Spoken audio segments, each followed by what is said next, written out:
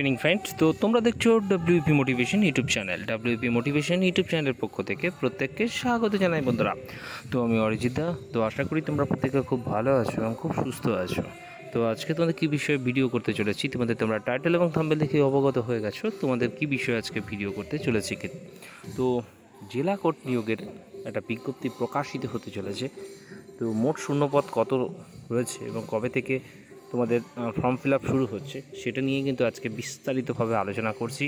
তো আজকের ভিডিওটা তোমাদের যত গ্রুপ রয়েছে সেই গ্রুপে বেশি বেশি করে শেয়ার করবে, যাতে সবার কাছে খবরটি পৌঁছে যায়। ওকে, আর চ্যানেলে যদি নতুন হয়ে থাকো চ্যানেলটিকে সাবস্ক্রাইব করে রেখে পাশে বেল আইকনটাকে প্রেস করে রাখতে ভুল করো না, এবং অবশ্যই নোটিফিকেশনটিকে অল করে রেখো, যাতে নিত্য নতুন চাকরির আপডেট যেগুলি প্রোভাইড করি সেগুলি যাতে সবার আগে পেতে চাও অবশ্যই চ্যানেলটির সাথে যুক্ত থাকতে মনটা ভুল করো না, এবং একটা করে লাইক করে দেওয়ার অনুরোধ রইল। তো তোমরা জানো তোমাদের কিন্তু বর্তমানে একটি জেলার কিন্তু ফর্ম ফিল আপ চলছে, সেটি হচ্ছে বাঁকুড়া জেলার, তাই তো। তো অনেকেই ফর্ম ফিল আপ শুরু করে দিয়েছে অলরেডি, তাই না। তো আবারও একটা নতুন জেলার কিন্তু তোমাদের কিন্তু নিয়োগের বিজ্ঞপ্তি প্রকাশিত হতে চলেছে। এমন একটি জেলা যেটা একেবারে বলতে পারো খুবই পিছিয়ে পড়া একটা জেলা, মানে যেখানে নিয়োগ একেবারে হয় না, ঠিক আছে।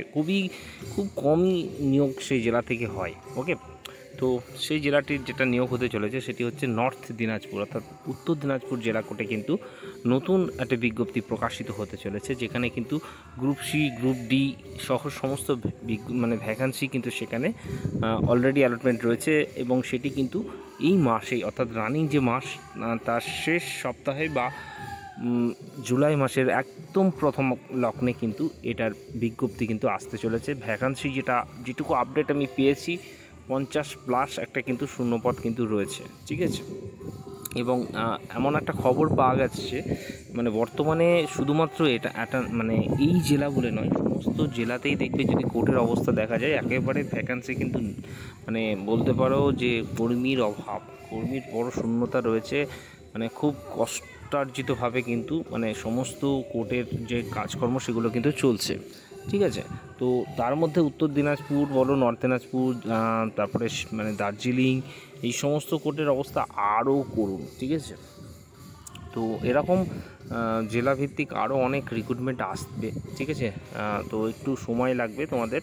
মোটামুটি সমস্ত ওভারঅল আমাদের রাজ্যে কিন্তু সব কোর্টেরই অবস্থা খারাপ, তো সমস্ত জেলায় কম বেশি কিন্তু দু একটা জেলা বাদ দিয়ে কিন্তু নিয়োগ আসবে এমন খবর কিন্তু রয়েছে, ঠিক আছে।